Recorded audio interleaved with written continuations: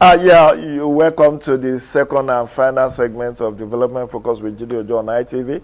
I have with me Patience Ogolo Dixon. Patience Ogolo Dixon. She's a disability rights advocate. She's a girl child advocate. She's here to talk about the International Day of Persons with Disability 2021, where we are talking of leadership and partnership for access, sustainability in the post-COVID-19 world. Patience, you are welcome. Thank you for having me. It's good to have you with us. Thank you so much. You're looking cute. Thank you. Yeah, compliment of the youth. Yes, and I wish you the same. I hope you invite me over for jollification on December 25. You're most welcome. So, we just celebrated on December 3rd, the International Day of Persons with Disability. Run us through, what is this year's theme and what does it connote, what does it portend for the community of persons with disability? 3rd of December is always a great time for all persons with disability, actually. And for this year, it has something very nice and very unique, and has to do with leadership and participation in post-COVID-19, which is embedded in the very long term. For us, community of persons with disability, it's a period we all look forward to. And it's also a period that I always say that we shouldn't just leave it as a day. It should be a 360 days, actually, to actually begin to scorecard what we have done for this wonderful community. Because as citizens of a country, I think it is most critical that we begin to look at how has the progress been for this community. Because if we don't actually include them in a way that it should be, we are actually leaving this community of over estimated 25 million people and above behind. So that is what we don't want to do. So it should actually be a 360 days of looking at what have we really achieved. Have we been able to really put this community in a place to say, oh yes, we can actually feel as a person, as people with disability.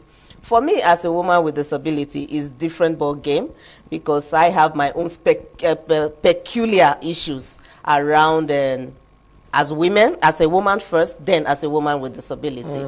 And that has also affected me in some areas around my life. So this is a key period that we have to actually look at. How has leadership affected us as persons with disability? Are we there yet as leaders? The leadership skill, when you have to look at it in the general terms, who are the people with disability in the leadership space right now, and where are we? How about participation? Are we doing well? And if we are doing well, what is the scorecard? So these are some of the things we really need to talk about, and also look around for, to say, yeah, we are doing well or not.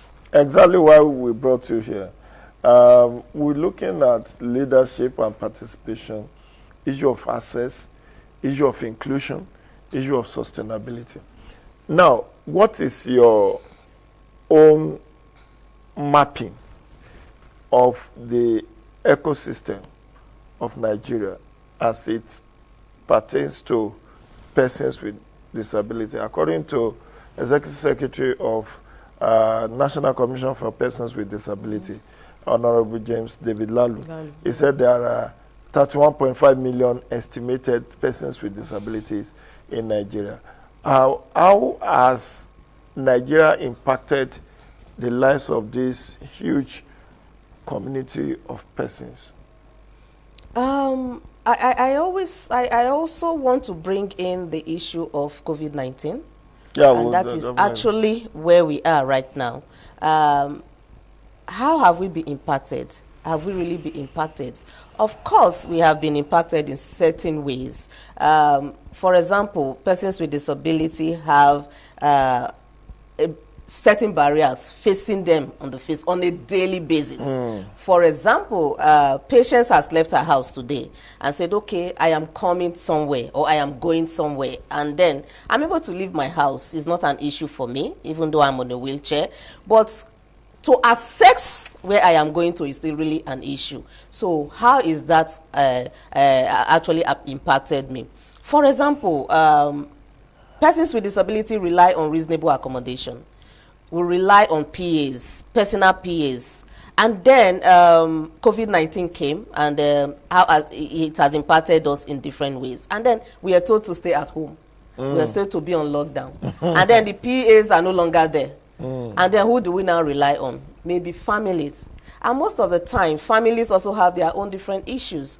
So over 25 or 31 estimated population of persons with disability. It's a huge number not to be left behind. So access is key, and not just access, special needs of persons with disability. How are they factored into the plan, designs, implementation of the whole plans of Nigeria, trying to also include the overall citizens of its population into the planning. So are we actually looking at the special needs of persons with disability? Because that is the missing link. So everybody will say, oh, but we are all persons. So whether you have a disability or not, it doesn't really matter. So long as you are all persons, you have a stake.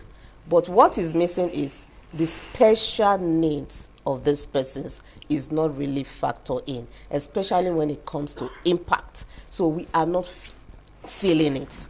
Just a few days ago, you were at Inclusive Friends Association's commemoration event of this 2021 International Day of Persons with Disability. And you spoke from the heart about your experience during the COVID-19.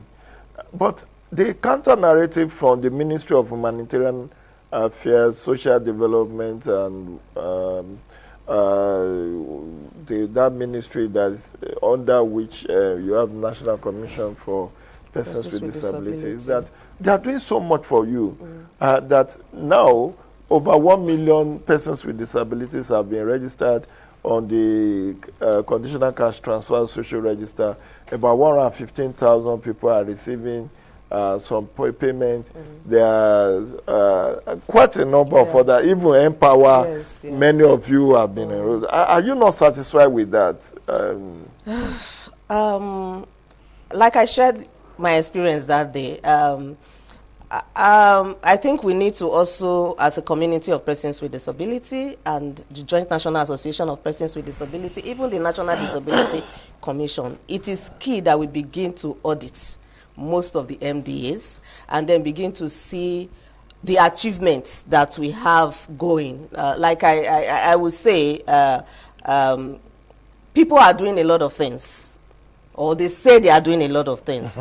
But the issue is that, has it actually impacted on us? Are people with disability within the community say, okay, we have been touched, our lives have been touched? So until people with disability within this community begin to say that, then we can say, yes, these things that we are doing is really true or not. So I'm not saying that it's not true, but what I'm saying is that we need to also do our own kind of audit and begin to check. And that is why I said from the beginning that scorecarding progress is very key. Because if we don't have disaggregated data in the area of what has been done, it is difficult for some of us to say, okay, this is what is being done or this is what is not being done. So we need to bring some of this information to the public domain so that we begin to actually look at it and see, okay, if we have said we have done this, let us begin to unveil the statistics. Who are the people that have received all this? The beneficiaries. The beneficiaries. So Can we have their names published? Exactly. Can we have their names published? Because like I said, the Joint National Association is a nationwide thing. And so we know our community and we know many of our members. So if they are, then we can say, yes, they have. But if many say they are not, then... Okay. If we look at the whole horizon of interventions aimed at ameliorating the flight of persons with disability, For 18 years, there was this agitation for persons with disabilities prohibition law. Yeah. And it took it took this current administration to sign that bill into law. The previous two times that it was passed, the presidents at those times didn't sign. Now, last August or thereabout, you have the National Commission for Persons with Disability inaugurated. Don't you see that as a very giant leap to actually ameliorate the sufferings and the plight of persons with disabilities? Yes. Issues of persons with disability has been on for quite a while, and many advocates within the disability space has been advocating, like you rightly said. 18 years is not a joke. It took long years. Yes, having to sign the disability law is a big step for persons with disability all over the country. And then to have a National Disability Commission is another big step.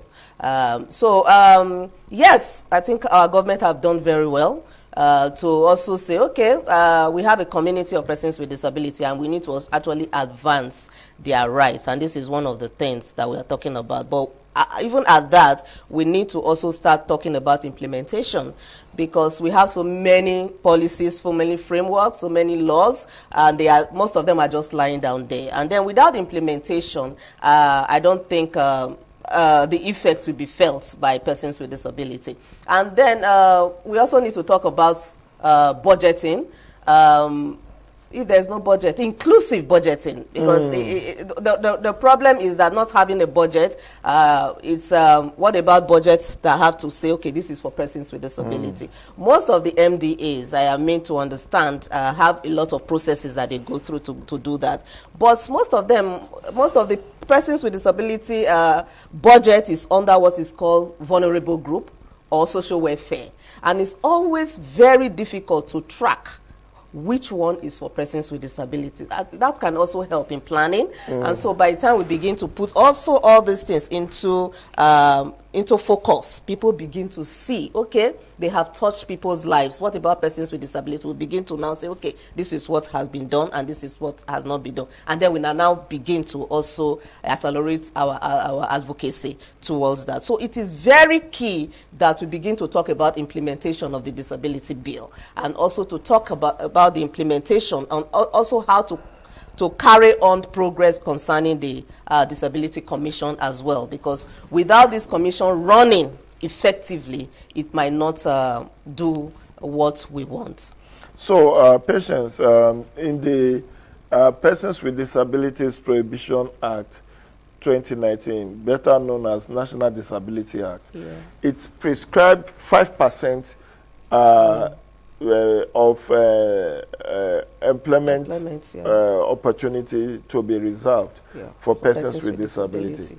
As somebody who works in this area, has that been implemented either at any state or at the national level? Have you been enjoying this 5% for persons with disabilities? I think it's a good thing that we have 5%, and it will be better if it can be increased. But even reaching 5% for now is not so easy. It's difficult. You see many persons with disability all over the place going about with their certificates, looking for how to even get into many of these recruitment opportunities that is available. I think we still have a lot of barriers in that area, especially around mindsets, especially around perceptions that persons with disability are not capable. Persons with disability lack ability. And then people still look at the disability instead of the ability of the person. And that is one area that we need to actually change. And we need to do a lot and lots of awareness raising to really put together to say that, oh, persons with disability are persons first, not their disability. I was unemployed for 8 years after I got my BSc. Not because I wasn't capable, but because immediately I get to the interview table with the panel, and they look at me and say, but you are not the kind of person we want, because they just look at my disability instead of my degree or my person. So I think people just look at the disability, they just zero it at, oh, they are not capable. I think that has always been working against many persons with disability. So the 5%, I am looking at it, is a starting point, but this 5% is not really effective now, because people are still looking at the barriers that we are facing. Do you have a bank account? Yeah, I do. Do you go to banks? I do. How do you access the electronic doors? Wow. When you want to enter the Jide, bank? thank you for this question. I think before we even go to the bank, we start, most of the time I take the contact of my account officer to help me, because it's not easy. The door cannot even take my wheelchair. So most of the time they come to meet me outside, and which I don't always accept, because doing transaction outside is risky.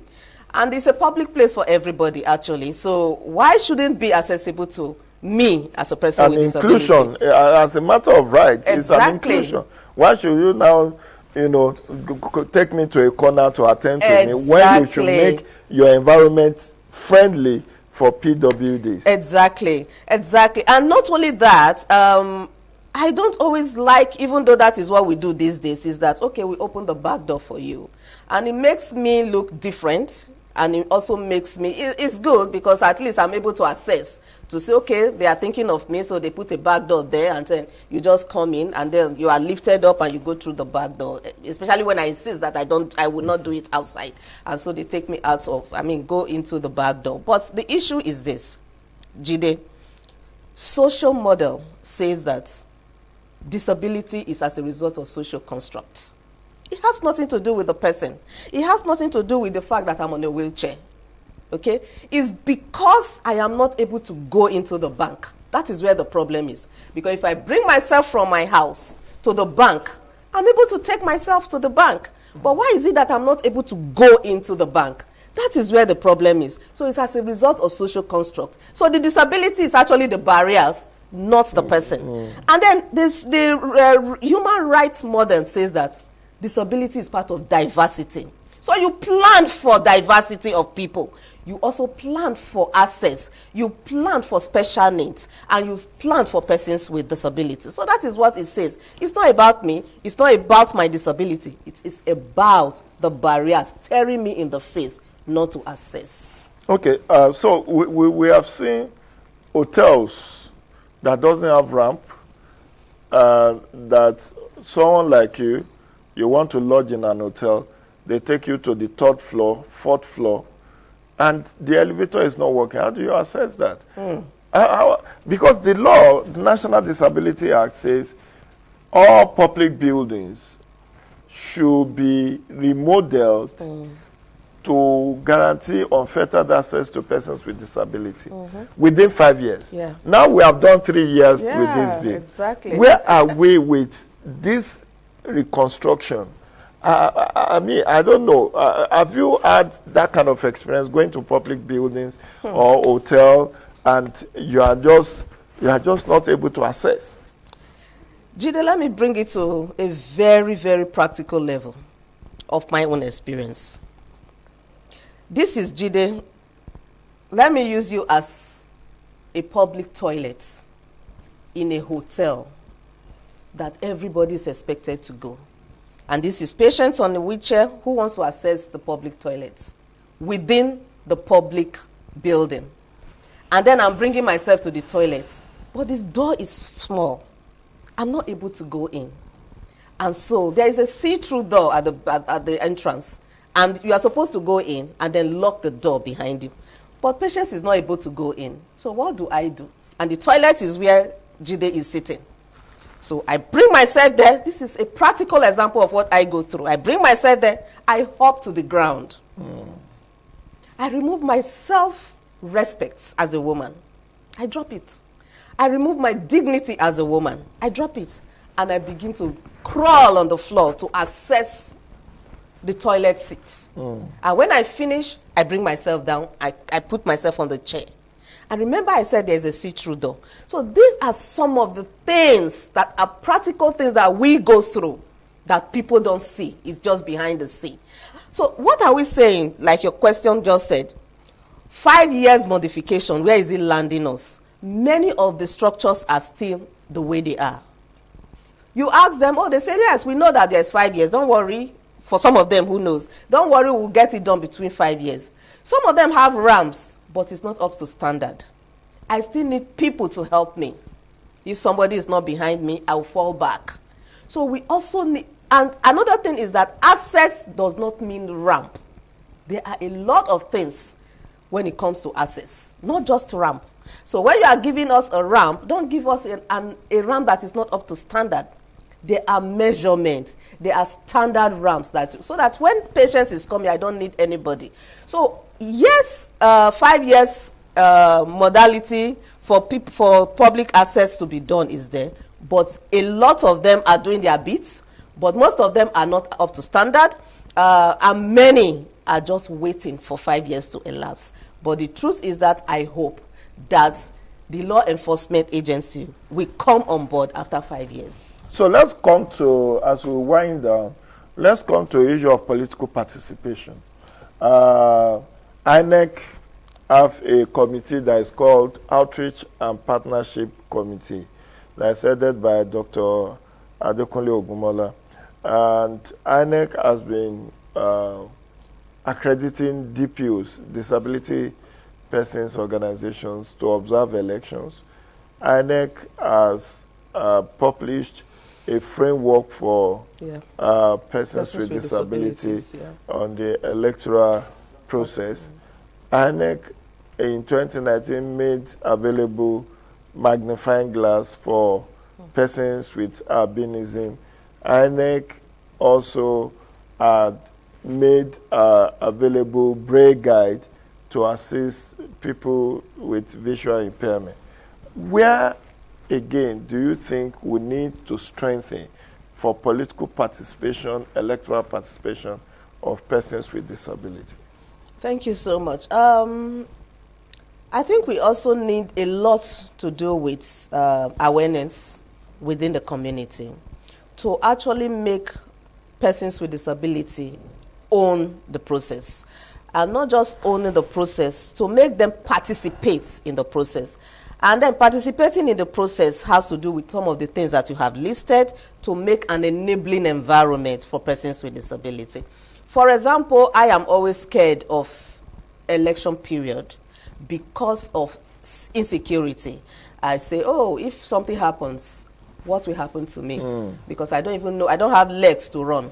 So we also need to strengthen that and make sure and make it a bit friendly, and make the space, especially the environment, to be friendly, and know that, okay, the election is safe, the environment is safe, and there will not be any security issue. Our country right now, we are experiencing lots of issues around security, and then when it comes to election, it's a different ball game. So we need to do a lot of awareness to capture and make people feel that they are safe, and also change mindset that, oh, we are persons with disability. We are not only to vote, we can also to be voted for. So these are some of the things. I hope you have registered. I have, definitely. Oh, okay. That's very good. Definitely, that will be the size of our interactive this second segment. I want to thank you, Patient Ogolo Dixon, for coming on the show.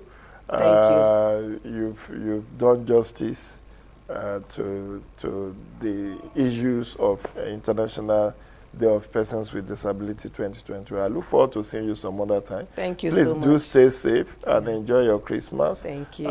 In the next few days. Thank you. That will be the size of our program today. If you have enjoyed this, stay tuned for a fresh edition next Wednesday. Please note that this program is up for sponsorship and advert placement. You can contact the management of ITV if you want to do business with us. Enjoy the rest of your day and do stay safe.